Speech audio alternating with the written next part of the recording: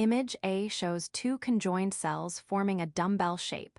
The fertilization envelope has been removed so that the mesh-like outer layer can be seen. Image B shows the sea urchin embryo when it has divided into 16 conjoined cells. The overall shape is rounder than in image A. Image C shows a watermelon sea urchin, which appears as a peach-colored ball covered in white protruding spines. Figure 10. When a sea urchin begins life as a single diploid cell, zygote, that A divides through cell division to form two genetically identical daughter cells, visible here through scanning electron microscopy, SEM. After 4 rounds of cell division, B, there are 16 cells, as seen in the SEM image. After many rounds of cell division, the individual develops into a complex, multicellular organism, as seen in this C, mature sea urchin. Credit A, modification of work by Evelyn Spiegel, Louisa Howard. Credit B, modification of work by Evelyn Spiegel, Louisa Howard. Credit C, modification of work by Marco Bustraghi. Scale bar data from Matt Russell. Chapter outline: 10. 1 cell division. 10. 2 the cell cycle. 10. 3 control of the cell cycle. 10. 4 cancer and the cell cycle. 10. 5 prokaryotic cell division. A human, like every sexually reproducing organism, begins life as a fertilized egg, embryo, or zygote. In our species, billions of cell divisions subsequently must occur in a controlled manner in order to produce a complex, multicellular human comprising trillions of cells. Thus, the original single-celled zygote is literally the ancestor of all cells in the body. However, once a human is fully grown, cell reproduction is still necessary to repair and regenerate tissues, and sometimes to increase our size. In fact, all multicellular organisms use cell division for growth and the maintenance and repair of cells and tissues. Cell division is closely regulated, and the occasional failure of this regulation can have life-threatening consequences. Single-celled organisms may also use cell division as their method of reproduction. Learning objectives. By the end of this section, you will be able to do the following. Describe the structure of prokaryotic and eukaryotic genomes. Distinguish between chromosomes, genes, and traits. Describe the mechanisms of chromosome compaction. The continuity of life from one cell to another has its foundation in the reproduction of cells by way of the cell cycle. The cell cycle is an orderly sequence of events that describes the stages of a cell's life from the division of a single parent cell to the production of 2 new genetically identical daughter cells. Genomic DNA.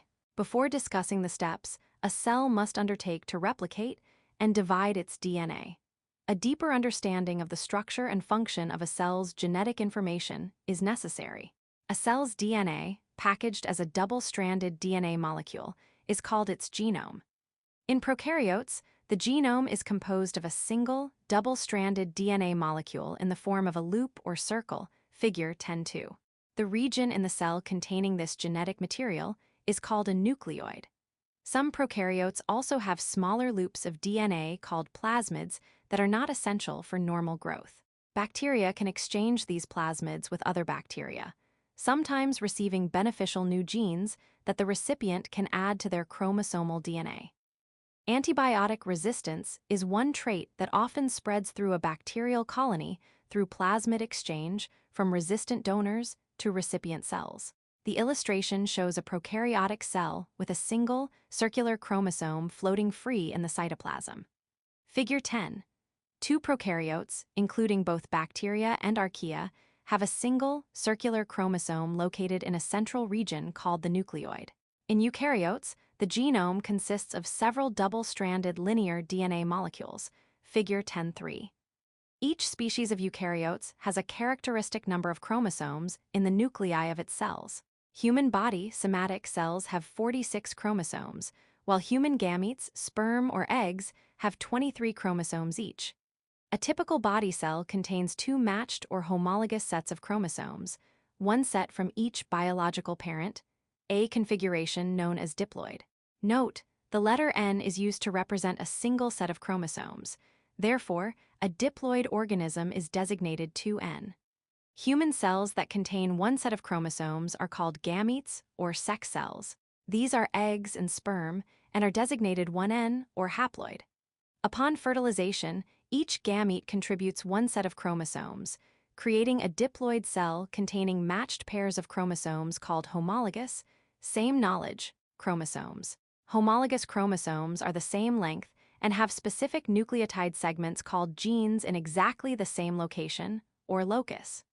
Genes, the functional units of chromosomes, determine specific characteristics by coding for specific proteins. Traits are the variations of those characteristics. For example, hair color is a characteristic with traits that are blonde, brown, or black, and many colors in between. The 23 chromosomes from a human female are each dyed a different color so they can be distinguished. During most of the cell cycle, each chromosome is elongated into a thin strand that folds over on itself, like a piece of spaghetti. The chromosomes fill the entire spherical nucleus, but each one is contained in a different part, resulting in a multicolored sphere. During mitosis, the chromosomes condense into thick, compact bars, each a different color. These bars can be arranged in numerical order to form a karyotype. There are 2 copies of each chromosome in the karyotype. Figure 10. 3. There are 23 pairs of homologous chromosomes in a female human somatic cell. The condensed chromosomes are viewed within the nucleus top, removed from a cell during mitosis, also called karyokinesis or nuclear division, and spread out on a slide right and artificially arranged according to length left. An arrangement like this is called a karyotype. In this image, the chromosomes were exposed to fluorescent stains for differentiation of the different chromosomes. A method of staining called chromosome painting employs fluorescent dyes that highlight chromosomes in different colors. Credit National Human Genome Project NIH. Each copy of a homologous pair of chromosomes originates from a different parent. Therefore, the different genes, alleles, themselves are not identical, although they code for the same traits such as hair color. The variation of individuals within a species is due to the specific combination of the genes inherited from both parents. Even a slightly altered sequence of nucleotides within a gene can result in an alternative trait. For example, there are 3 possible gene sequences on the human chromosome that code for blood type: sequence A, sequence B, and sequence O, because all diploid human cells have 2 copies of the chromosome that determines blood type, the blood type. The trait is determined by the 2 alleles of the marker gene that are inherited. It is possible to have 2 copies of the same gene sequence on both homologous chromosomes, with one on each. For example, AA, BB, or OO, or 2 different sequences, such as AB, AO, or BO. Apparently minor variations of traits, such as blood type, eye color, and handedness, contribute to the natural variation found within a species. But even though they seem minor, these traits may be connected with the expression of other traits as of yet unknown. However, if the entire DNA sequence from any pair of human homologous chromosomes is compared, the difference is much less than 1%. The sex chromosomes, X and Y, are the single exception to the rule of homologous chromosome uniformity. Other than a small amount of homology that is necessary to accurately produce gametes, the genes found on the X and Y chromosomes are different. Eukaryotic chromosomal structure and compaction. If the DNA from all 46 chromosomes in a human cell nucleus were laid out end-to-end, it would measure approximately 2 meters. However, its diameter would be only 2 nm. Considering that the size of a typical human cell is about 10 microM, 100,000 cells lined up to equal 1 meter, DNA must be tightly packaged to fit in the cell's nucleus. At the same time, it must also be readily accessible for the genes to be expressed.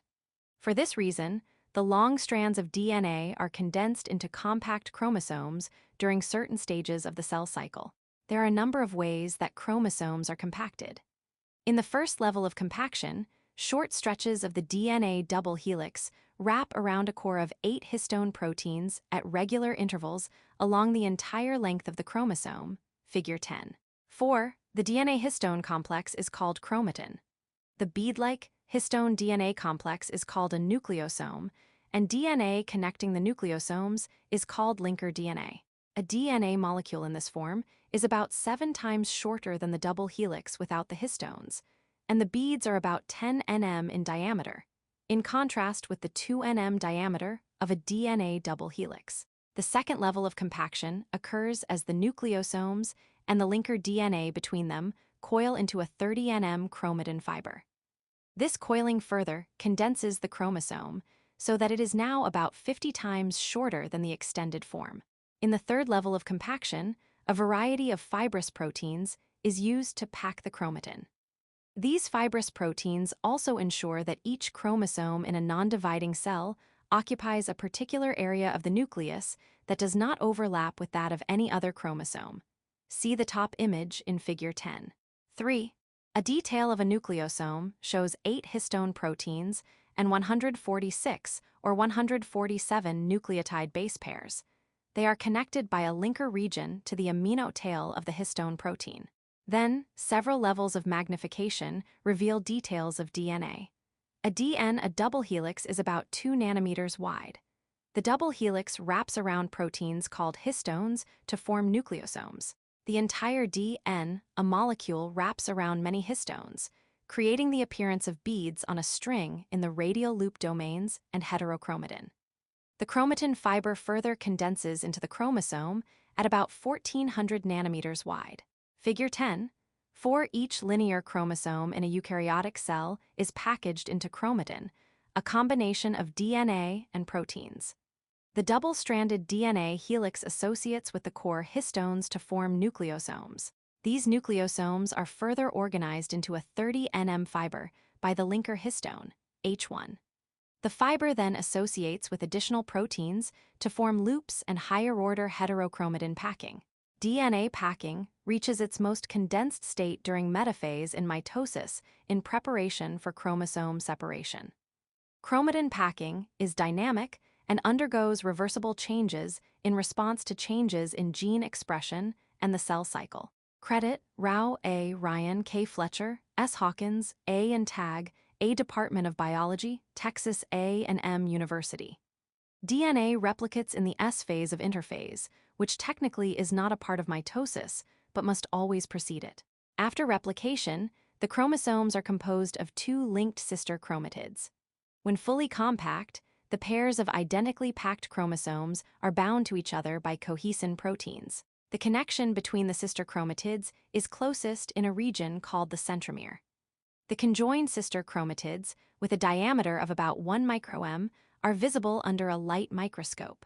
The centromeric region is highly condensed and thus will appear as a constricted area. Link to learning. This animation illustrates the different levels of chromosome packing. Learning objectives. By the end of this section, you will be able to do the following.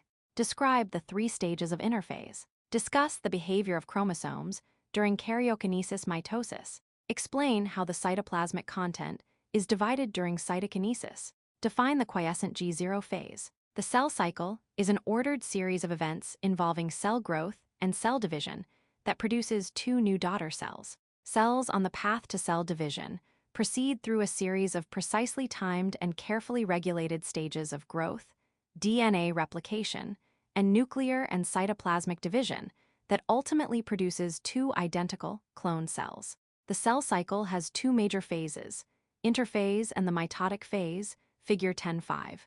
During interphase, the cell grows and DNA is replicated. During the mitotic phase, the replicated DNA and cytoplasmic contents are separated, and the cell cytoplasm is typically partitioned by a third process of the cell cycle called cytokinesis. We should note, however, that interphase and mitosis, karyokinesis, may take place without cytokinesis, in which case cells with multiple nuclei, multinucleate cells, are produced. Like a clock, the cell cycles from interphase to the mitotic phase and back to interphase. Most of the cell cycle is spent in interphase, which is subdivided into G subscript 1 baseline, S, and G subscript 2 baseline phases. Cell growth occurs during G subscript 1 baseline, DN a synthesis occurs during S, and more growth occurs during G subscript 2 baseline. The mitotic phase consists of mitosis, in which the nuclear chromatin is divided, and cytokinesis, in which the cytoplasm is divided, resulting in 2 daughter cells. Figure 10.5. The cell cycle in multicellular organisms consists of interphase and the mitotic phase. During interphase, the cell grows and the nuclear DNA is duplicated. Interphase is followed by the mitotic phase. During the mitotic phase, the duplicated chromosomes are segregated and distributed into daughter nuclei. Following mitosis, the cytoplasm is usually divided as well by cytokinesis, resulting in two genetically identical daughter cells. Interphase. During interphase, the cell undergoes normal growth processes while also preparing for cell division. In order for a cell to move from interphase into the mitotic phase, many internal and external conditions must be met. The three stages of interphase are called G1, S, and G2. G1 phase, first gap. The first stage of interphase is called the G1 phase, first gap, because, from a microscopic point of view, little change is visible. However, during the G1 stage, the cell is quite active at the biochemical level. The cell is accumulating the building blocks of chromosomal DNA and the associated proteins, as well as accumulating sufficient energy, reserves to complete the task of replicating each chromosome in the nucleus. S phase, synthesis of DNA. Throughout interphase, nuclear DNA remains in a semi-condensed chromatin configuration. In the S phase, DNA replication can proceed through the mechanisms that result in the formation of identical pairs of DNA molecules, sister chromatids, that are firmly attached at the centromeric region. The centrosome is also duplicated during the S phase. The two centrosomes will give rise to the mitotic spindle, the apparatus that orchestrates the movement of chromosomes during mitosis. For example, roughly at the center of each animal cell, the centrosomes are associated with a pair of rod-like objects, the centrioles, which are positioned at right angles to each other. Centrioles help organize cell division. We should note, however, that centrioles are not present in the centrosomes of other eukaryotic organisms, such as plants and most fungi. G2 phase, second gap. In the G2 phase, the cell replenishes its energy stores and synthesizes proteins necessary for chromosome manipulation and movement. Some cell organelles are duplicated, and the cytoskeleton is dismantled to provide resources for the mitotic phase. There may be additional cell growth during G2. The final preparations for the mitotic phase must be completed before the cell is able to enter the first stage of mitosis. The mitotic phase. The mitotic phase is a multi-step process during which the duplicated chromosomes are aligned, separated, and move into two new, identical daughter cells. The first portion of the mitotic phase is called karyokinesis, or nuclear division. As we have just seen, the second portion of the mitotic phase, and often viewed as a process separate from and following mitosis, is called cytokinesis, the physical separation of the cytoplasmic components into the two daughter cells. Link to learning. Revisit the stages of mitosis at this site. Karyokinesis, mitosis. Karyokinesis, also known as mitosis, is divided into a series of phases: prophase, prometophase, metaphase, anaphase, and telophase, that result in the division of the cell nucleus, figure 10. 6. Visual connection. This diagram shows the 5 phases of mitosis and cytokinesis. During prophase, the chromosomes condense and become visible, spindle fibers emerge from the centrosomes, the nuclear envelope breaks down, and the nucleolus disappears. During prometophase, the chromosomes continue to condense and kinetochores appear at the centromeres. Mitotic spindle microtubules attach to the kinetochores, and centrosomes move toward opposite poles. During metaphase, the mitotic spindle is fully developed, and centrosomes are at opposite poles of the cell. Chromosomes line up at the metaphase plate, and each sister chromatid is attached to a spindle fiber originating from the opposite pole. During anaphase, the cohesin proteins that were binding the sister chromatids together break down. The sister chromatids, which are now called chromosomes, move toward opposite poles of the cell. Non-kinetochore spindle fibers lengthen, elongating the cell. During telophase, chromosomes arrive at the opposite poles and begin to decondense. The nuclear envelope reforms. During cytokinesis in animals, a cleavage furrow separates the two daughter cells. In plants, a cell plate separates the two cells. Figure 10. 6G2 of interphase, the last stage of interphase is the second gap period, G2. During this stage, cells grow, replenish energy, and synthesize needed macromolecules, such as proteins and lipids. Mitosis. When G2 is complete, the cell will enter mitosis. Although there are 5 phases in mitosis, with the exception of the metaphase to anaphase transition, these phases are not discrete and happen as a continuous process. Prophase is the first stage in mitosis. The nuclear envelope begins to break down and chromosomes condense and are now visible. Spindle fibers start to appear and centrosomes begin to move towards opposite poles. Prometaphase chromosomes continue to condense and are more visible. Kinetochores appear at the centromere and kinetochore microtubules attach. Centrosomes continue to move towards opposite poles. Metaphase, the mitotic spindle is fully developed and centrosomes are at opposite poles. Chromosomes are aligned at the equatorial plate, and each sister chromatid rests on one side of the plate with spindle fibers attached to them. Anaphase sister chromatids are pulled apart by spindle fibers and are separated from each other. Each chromatid is now a chromosome. Telophase and cytokinesis, chromosomes arrive at opposite poles and start to decondense and become less visible. The nuclear envelope reassembles and begins to surround each new set of chromosomes. The mitotic spindle assembly breaks down and the division of the cytoplasm begins via cytokinesis. This physical separation into two cells are remarkably different processes in plant and animal cells. Credit: Rao, A. Hawkins, A. and Fletcher, S. Department of Biology, Texas A&M University. Which of the following is the correct order of events in mitosis? Sister chromatids line up at the metaphase plate. The kinetochore becomes attached to the mitotic spindle. The nucleus reforms and the cell divides. Cohesin proteins break down and the sister chromatids separate. The kinetochore becomes attached to the mitotic spindle. Cohesin proteins break down and the sister chromatids separate. Sister chromatids line up at the metaphase plate. The nucleus reforms and the cell divides. The kinetochore becomes attached to the cohesin proteins. Sister chromatids line up at the metaphase plate. The kinetochore breaks down and the sister chromatids separate. The nucleus reforms and the cell divides. The kinetochore becomes attached to the mitotic spindle. Sister chromatids line up at the metaphase plate. Cohesin proteins break down and the sister chromatids separate. The nucleus reforms and the cell divides. Prophase, the first phase.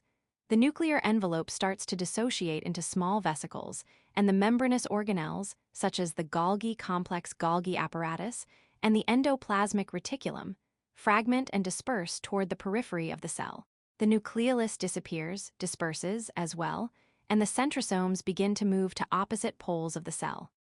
Microtubules that will form the mitotic spindle extend between the centrosomes, pushing them farther apart as the microtubule fibers lengthen.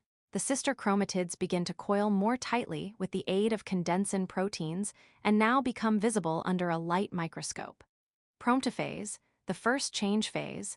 Many processes that began in prophase continue to advance. The remnants of the nuclear envelope fragment further, and the mitotic spindle continues to develop as more microtubules assemble and stretch across the length of the former nuclear area.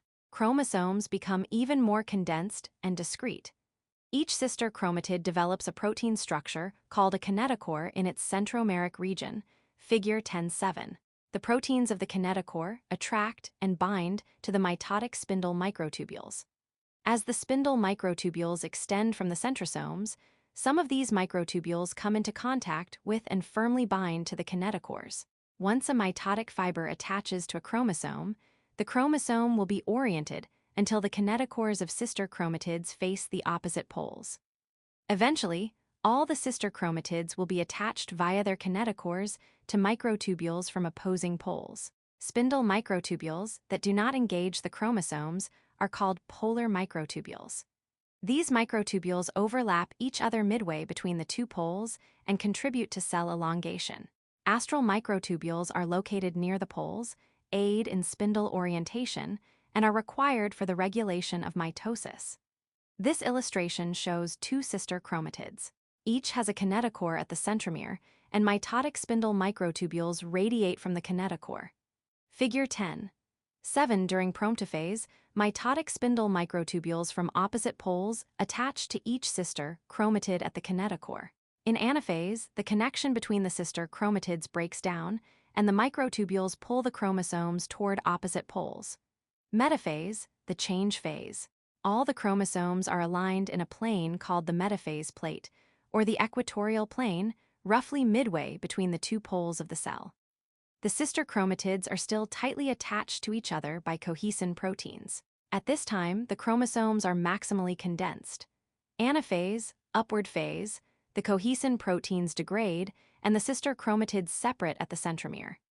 Each chromatid, now called a single chromosome, is pulled rapidly toward the centrosome to which its microtubule is attached. The cell becomes visibly elongated, oval-shaped, as the polar microtubules slide against each other at the metaphase plate where they overlap. Telophase, the distance phase. The chromosomes reach the opposite poles and begin to decondense, unravel, relaxing once again into a stretched-out chromatin configuration. The mitotic spindles are depolymerized into tubulin monomers that will be used to assemble cytoskeletal components for each daughter cell. Nuclear envelopes form around the chromosomes, and nucleosomes appear within the nuclear area. Cytokinesis. A cell shows overlapping microtubules extending throughout the cell. At the center of the cell, sister chromatins line up. At their center are kinetochores, and at the very ends of the cell, away from the center, are centrosomes. Figure 10. 8 mitotic cell at metaphase. The microtubule spindle has completed the alignment of chromosomes at the metaphase plate in preparation for the separation of sister chromatids during anaphase. Credit, Fletcher, S., Ryan, K., and Rao, A. Department of Biology, Texas A&M University. Cytokinesis, or cell motion, is sometimes viewed as the second main stage of the mitotic phase, during which cell division is completed via the physical separation of the cytoplasmic components into two daughter cells, however. As we have seen earlier, cytokinesis can also be viewed as a separate phase, which may or may not take place following mitosis. If cytokinesis does take place, cell division is not complete until the cell components have been apportioned and completely separated into the two daughter cells. Although the stages of mitosis are similar for most eukaryotes, the process of cytokinesis is quite different for eukaryotes that have cell walls, such as plant cells. In animal cells, cytokinesis typically starts during late anaphase. A contractile ring composed of actin filaments forms just inside the plasma membrane at the former metaphase plate. The actin filaments pull the equator of the cell inward, forming a fissure.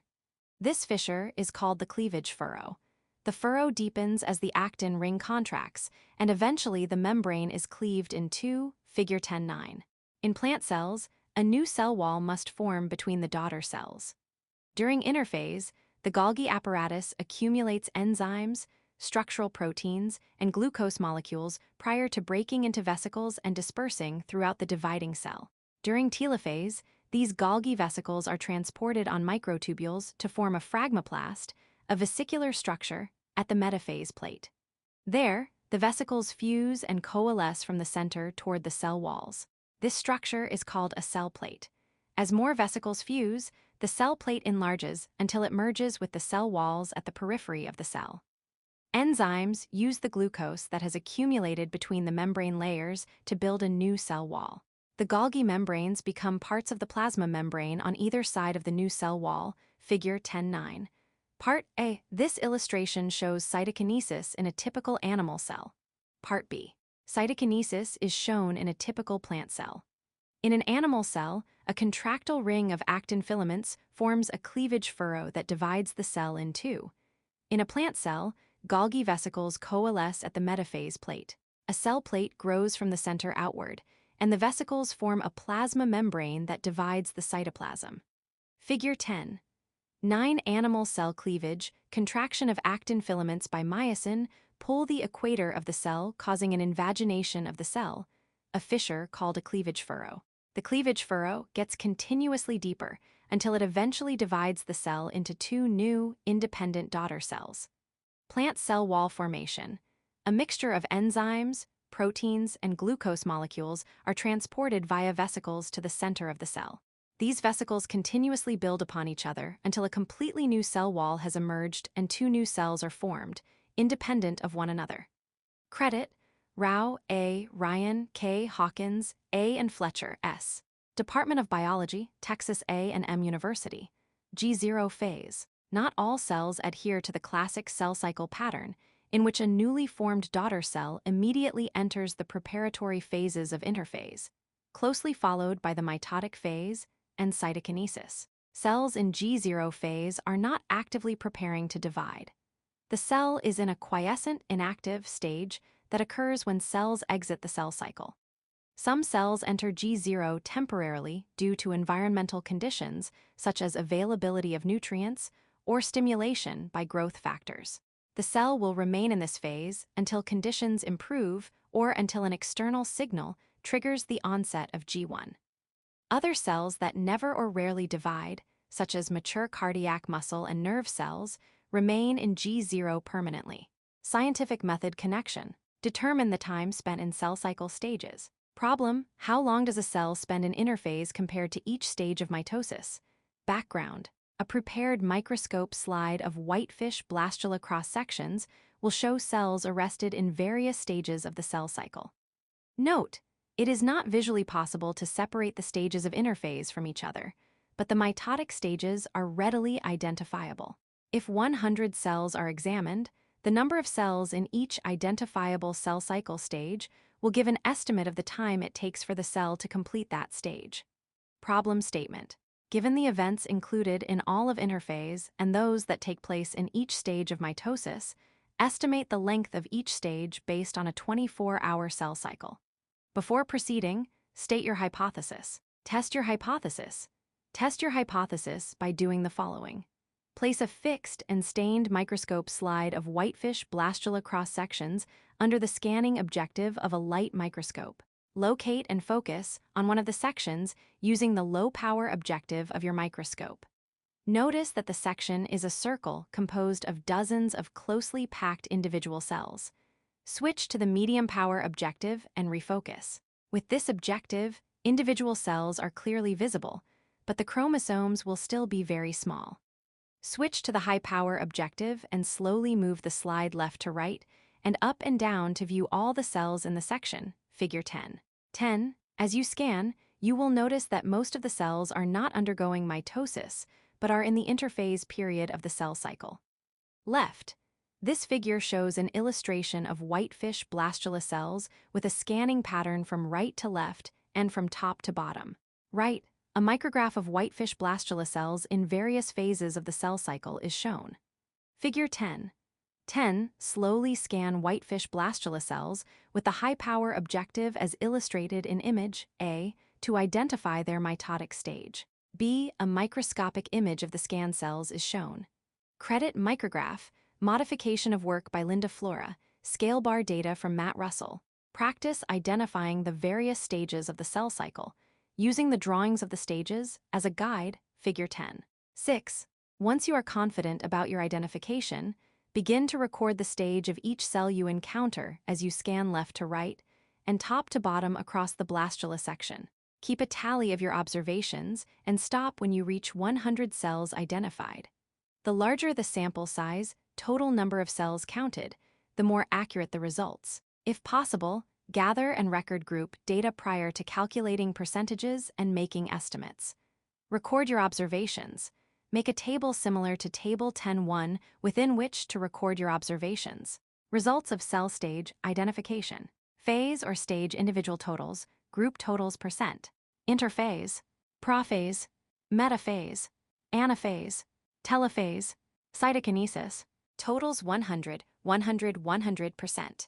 Table 10. 1. Analyze your data, report your results.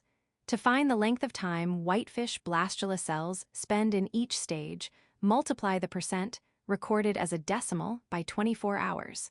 Make a table similar to Table 10. 2. To illustrate your data. Estimate of cell stage length, phase or stage % time in hours.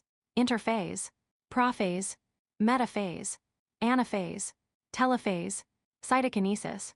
Table 10. 2. Draw a conclusion. Did your results support your estimated times? Were any of the outcomes unexpected? If so, discuss those events in that stage that may have contributed to the calculated time. Learning objectives. By the end of this section, you will be able to do the following. Understand how the cell cycle is controlled by mechanisms that are both internal and external to the cell. Explain how the three internal control checkpoints occur at the end of G1, at the G2M transition, and during metaphase. Describe the molecules that control the cell cycle through positive and negative regulation. The length of the cell cycle is highly variable, even within the cells of a single organism. In humans, the frequency of cell turnover ranges from a few hours in early embryonic development to an average of 2 to 5 days for epithelial cells, and to an entire human lifetime spent in G0 by specialized cells, such as cortical neurons or cardiac muscle cells. There is also variation in the time that a cell spends in each phase of the cell cycle. When rapidly dividing mammalian cells are grown in a culture outside the body under optimal growing conditions, the length of the cell cycle is about 24 hours. In rapidly dividing human cells with a 24-hour cell cycle, the G1 phase lasts approximately 9 hours, the S phase lasts 10 hours, the G2 phase lasts about 4.5 hours, and the M phase lasts approximately 1/2 hour. By comparison, in fertilized eggs and early embryos of fruit flies, the cell cycle is completed in about 8 minutes.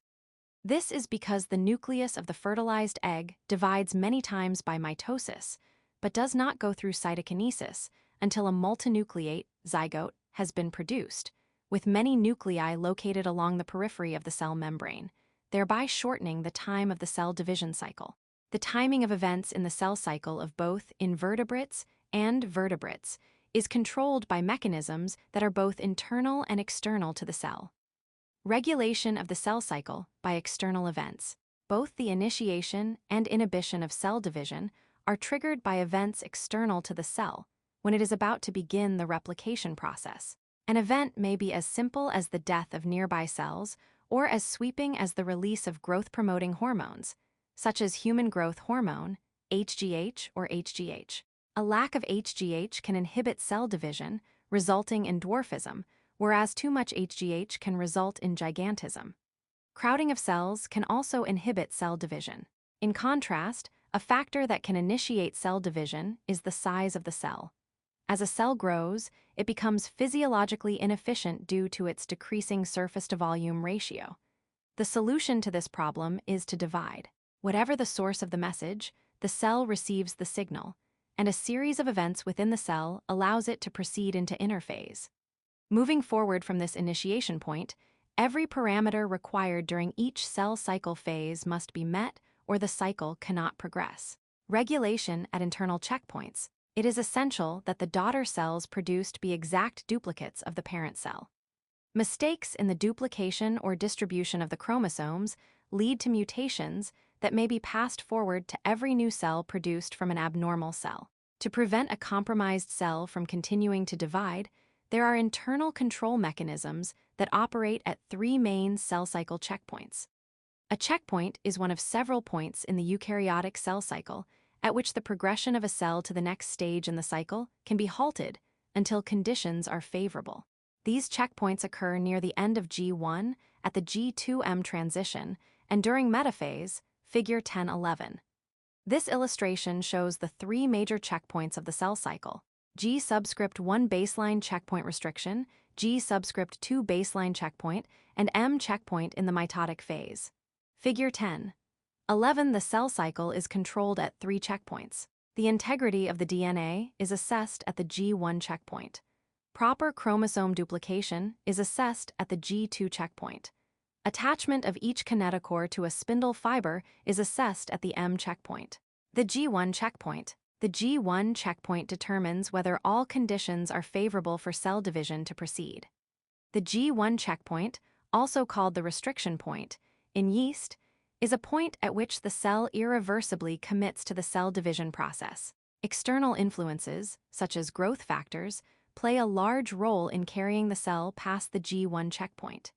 In addition to adequate reserves and cell size, there is a check for genomic DNA damage at the G1 checkpoint. A cell that does not meet all the requirements will not be allowed to progress into the S phase. The cell can halt the cycle and attempt to remedy the problematic condition, or the cell can advance into G0 and await further signals when conditions improve. The G2 checkpoint. The G2 checkpoint bars entry into the mitotic phase if certain conditions are not met. As at the G1 checkpoint, cell size and protein reserves are assessed. However, the most important role of the G2 checkpoint is to ensure that all of the chromosomes have been replicated and that the replicated DNA is not damaged.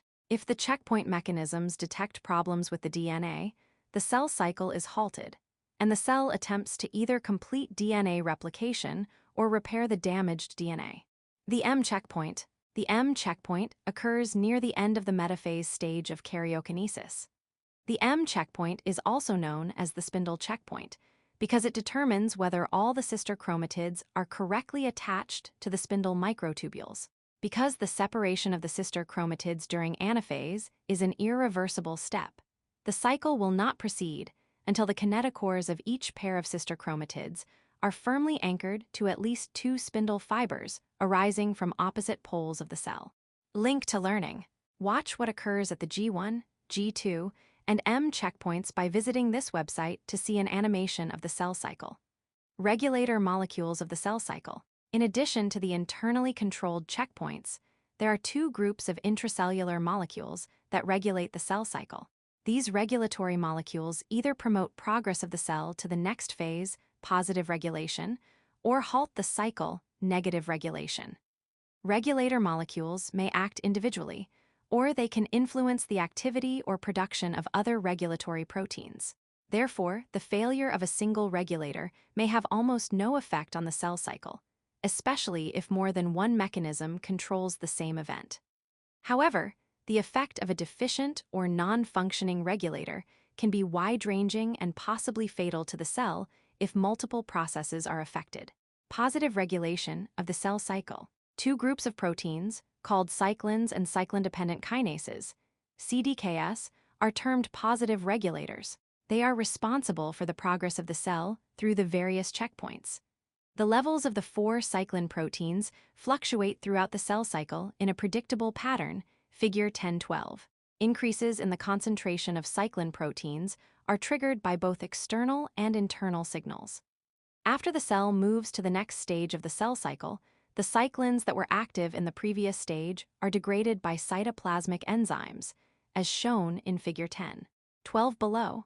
This graph shows the concentrations of different cyclin proteins during various phases of the cell cycle. Cyclin D concentrations increase in G subscript 1 baseline phase and decrease at the end of mitosis. Cyclin E levels rise during G subscript 1 baseline phase and fall during S phase. Cyclin A levels rise during S phase and fall during mitosis. Cyclin B levels rise in S phase and fall during mitosis. Figure 10:12. The concentrations of cyclin proteins change throughout the cell cycle. There is a direct correlation between cyclin accumulation and the 3 major cell cycle checkpoints. Also note the sharp decline of cyclin levels following each checkpoint, the transition between phases of the cell cycle, as cyclin is degraded by cytoplasmic enzymes. Credit: Modification of work by wikimymoss/Wikimedia Commons. Cyclins regulate the cell cycle only when they are tightly bound to CDKS. To be fully active, the CDK/cyclin complex must also be phosphorylated in specific locations to activate the complex. Like all kinases, CDKS are enzymes, kinases, that in turn phosphorylate other proteins. Phosphorylation activates the protein by changing its shape. The proteins phosphorylated by CDKS are involved in advancing the cell to the next phase. Figure 1013.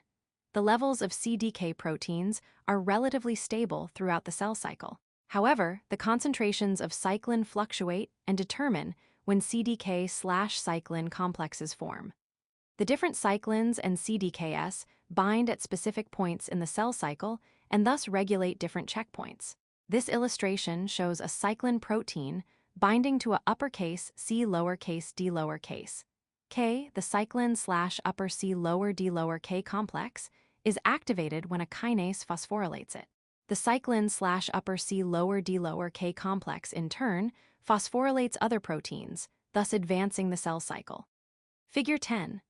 13 cyclin-dependent kinases, CDKS, are protein kinases that, when fully activated, can phosphorylate and thus activate other proteins that advance the cell cycle past a checkpoint. To become fully activated, a CDK must bind to a cyclin protein and then be phosphorylated by another kinase.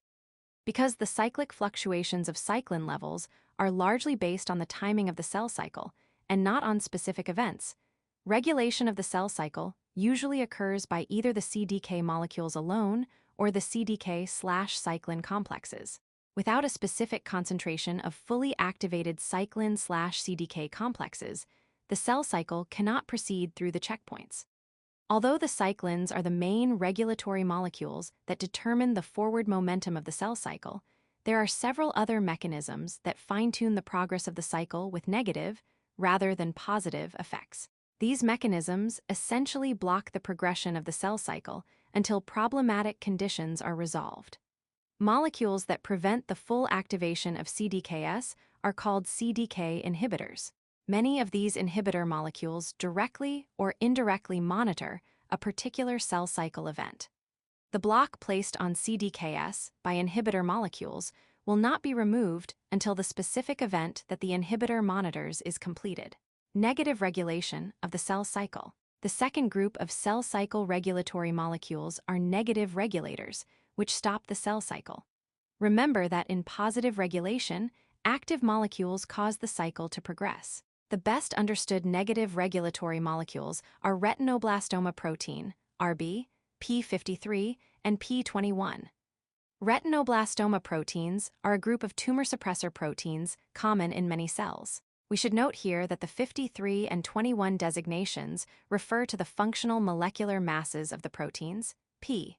In kilodaltons, a dalton is equal to an atomic mass unit, which is equal to 1 proton or 1 neutron or 1 g/mol. Much of what is known about cell cycle regulation comes from research conducted with cells that have lost regulatory control.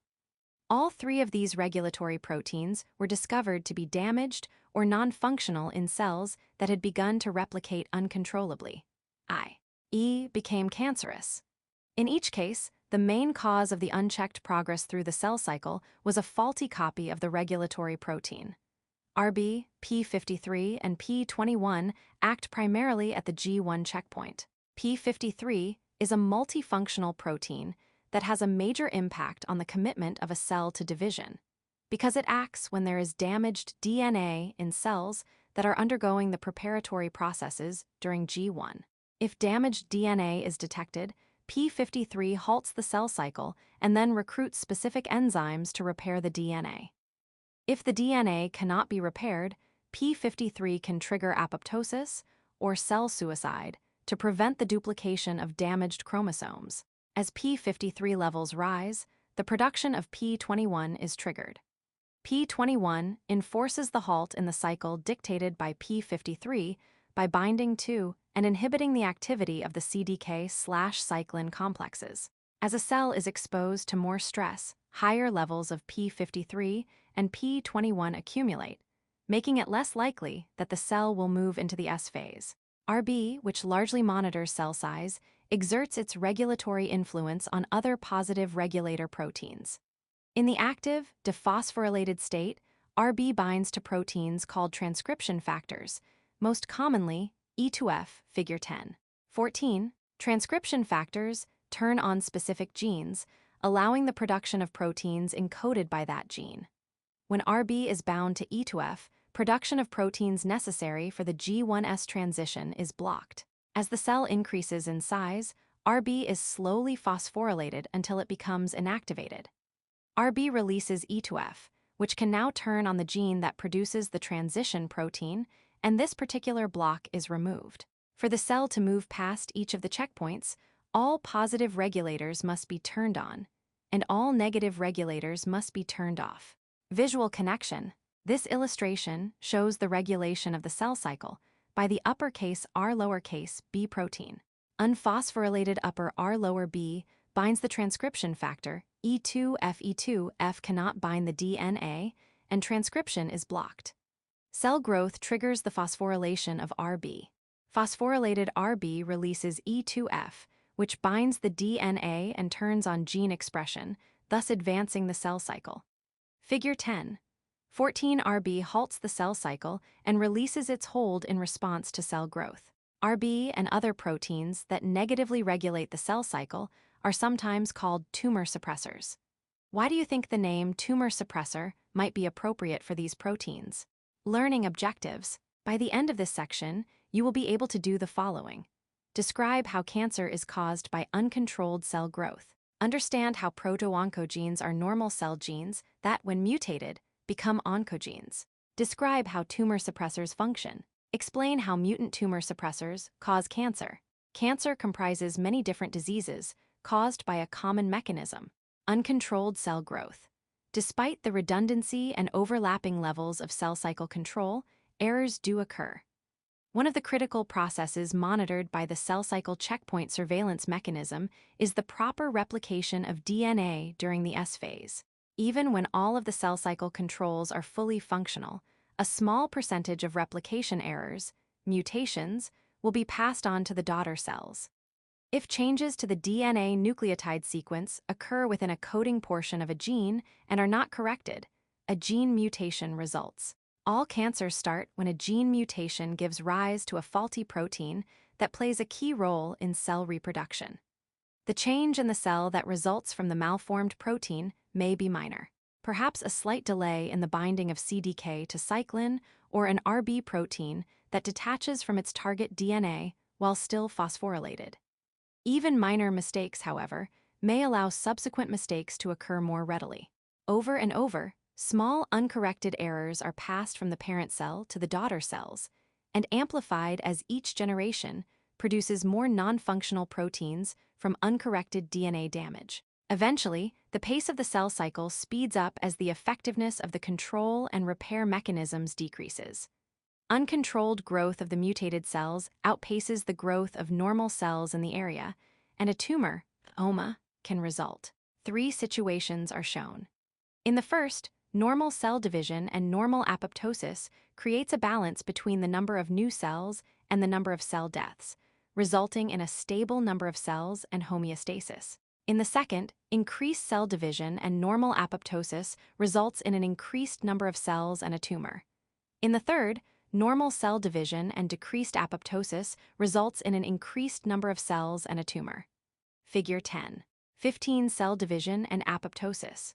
In an adult organism, normal cell division is balanced by apoptosis, programmed cell death, to maintain a constant cell number in homeostasis. Either an increase in cell division or a decrease in apoptosis leads an increase in the number of cells and tumor formation. Credit: Rao, A. and Ryan, K. Department of Biology, Texas A&M University. Proto-oncogenes. The genes that code for the positive cell cycle regulators are called proto-oncogenes. Proto-oncogenes are normal genes that, when mutated in certain ways, become oncogenes, genes that cause a cell to become cancerous. Consider what might happen to the cell cycle in a cell with a recently acquired oncogene. In most instances, the alteration of the DNA sequence will result in a less functional or non-functional protein. The result is detrimental to the cell and will likely prevent the cell from completing the cell cycle. However, the organism is not harmed because the mutation will not be carried forward. If a cell cannot reproduce, the mutation is not propagated and the damage is minimal. Occasionally, however, a gene mutation causes a change that increases the activity of a positive regulator.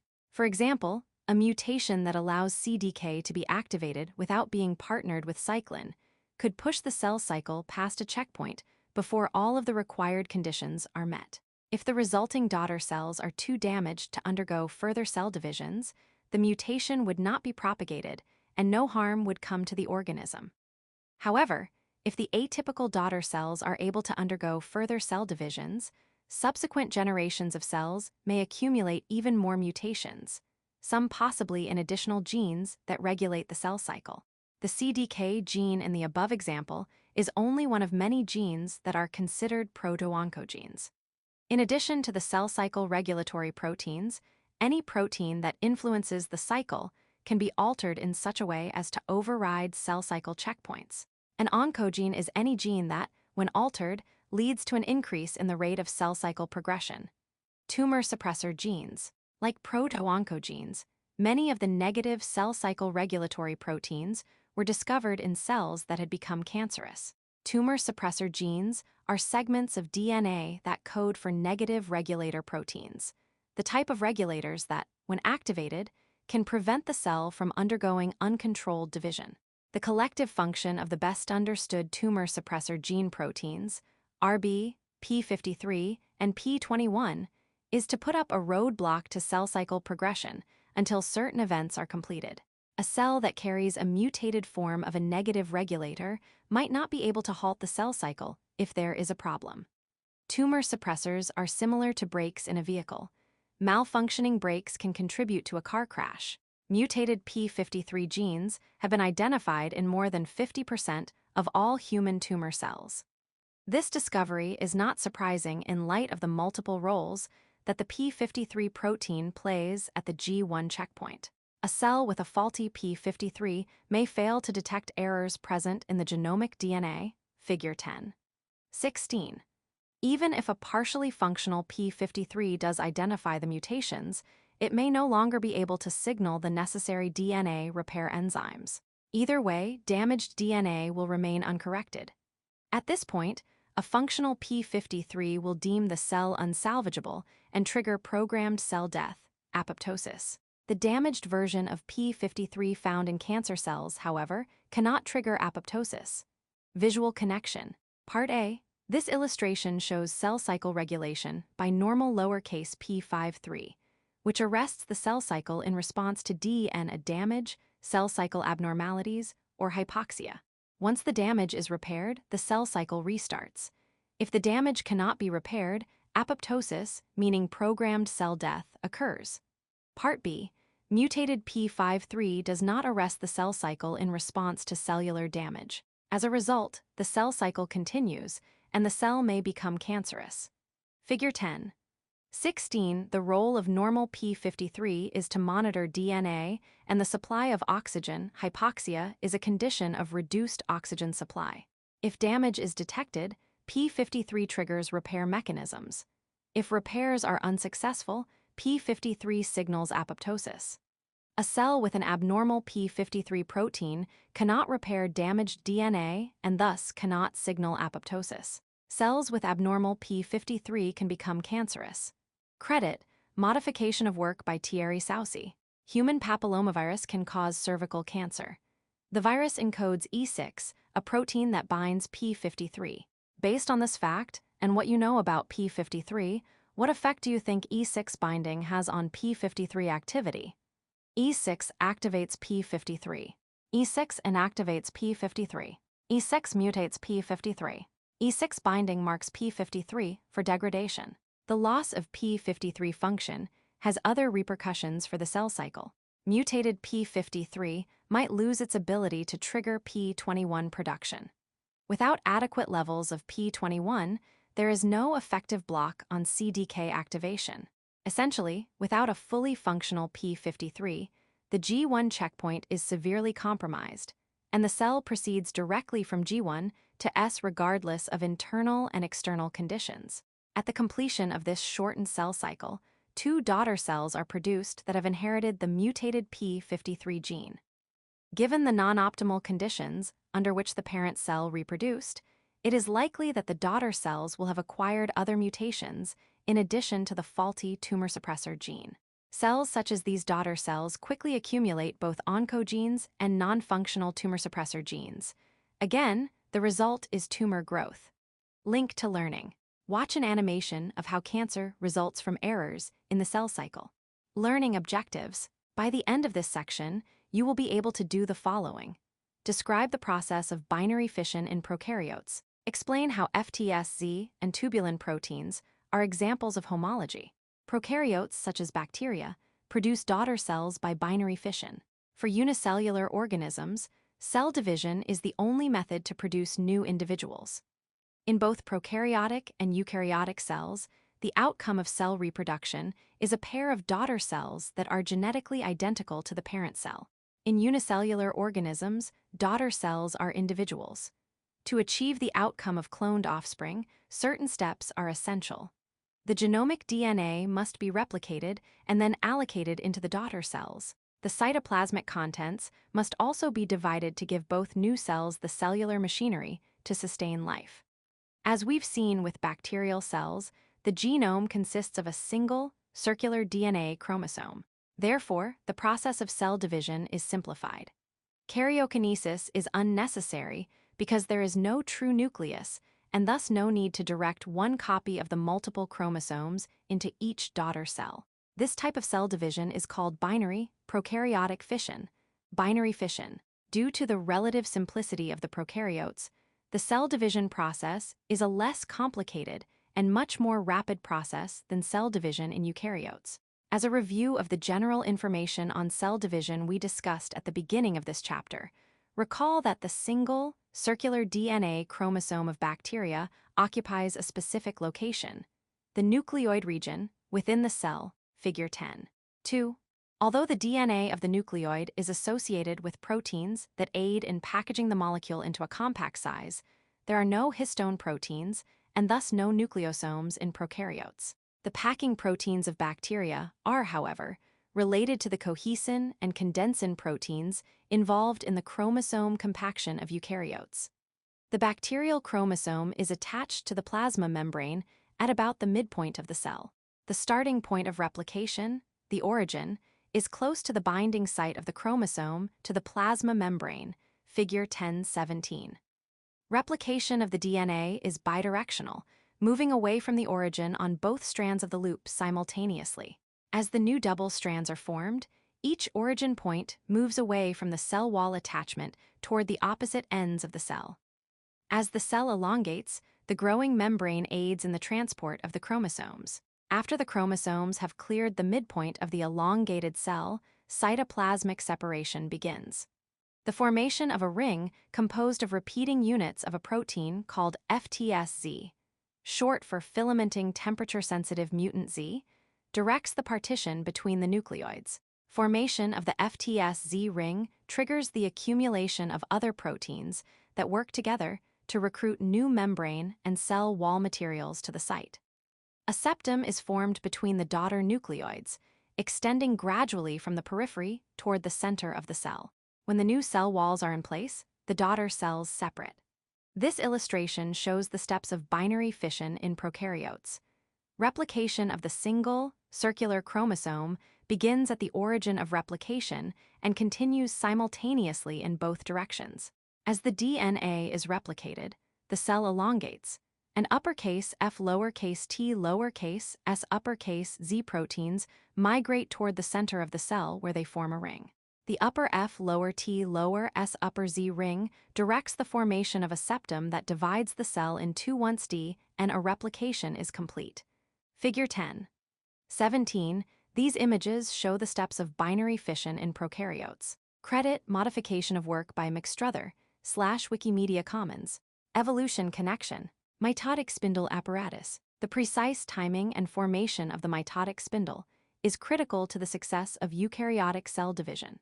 Prokaryotic cells, on the other hand, do not undergo karyokinesis and therefore have no need for a mitotic spindle. However, the FTSZ protein that plays such a vital role in prokaryotic cytokinesis is structurally and functionally very similar to tubulin, the building block of the microtubules which make up the mitotic spindle fibers that are necessary for eukaryotic nuclear division. FTSZ proteins can form filaments, rings, and other three-dimensional structures that resemble the way tubulin forms microtubules, centrioles, and various cytoskeletal components. In addition, both FTSZ and tubulin employ the same energy source, GTP, guanosine triphosphate, to rapidly assemble and disassemble complex structures. FTSZ and tubulin are considered to be homologous structures derived from common evolutionary origins. In this example, FTSZ is the ancestor protein to tubulin, an evolutionarily derived protein. While both proteins are found in extant organisms, tubulin function has evolved and diversified tremendously since evolving from its FTSZ prokaryotic origin. A survey of mitotic assembly components found in present-day unicellular eukaryotes reveals crucial intermediary steps to the complex membrane-enclosed genomes of multicellular eukaryotes. Table 10.3. Cell division apparatus among various organisms. Structure of genetic material division, of nuclear material separation, of daughter cells. Prokaryotes, there is no nucleus. The single, circular chromosome exists in a region of cytoplasm called the nucleoid. Occurs through binary fission. As the chromosome is replicated, the two copies move to opposite ends of the cell by an unknown mechanism. FTSZ proteins assemble into a ring that pinches the cell in two. Some protists' linear chromosomes exist in the nucleus. Chromosomes attach to the nuclear envelope, which remains intact. The mitotic spindle passes through the envelope and elongates the cell. No centrioles exist. Microfilaments form a cleavage furrow that pinches the cell in two. Other protists' linear chromosomes wrapped around histones exist in the nucleus. A mitotic spindle forms from the centrioles and passes through the nuclear membrane, which remains intact. Chromosomes attach to the mitotic spindle, which separates the chromosomes and elongates the cell. Microfilaments form a cleavage furrow that pinches the cell in two. Animal cells' linear chromosomes exist in the nucleus. A mitotic spindle forms from the centrosomes. The nuclear envelope dissolves. Chromosomes attach to the mitotic spindle, which separates the chromosomes and elongates the cell. Microfilaments form a cleavage furrow that pinches the cell in two. Table 10.3.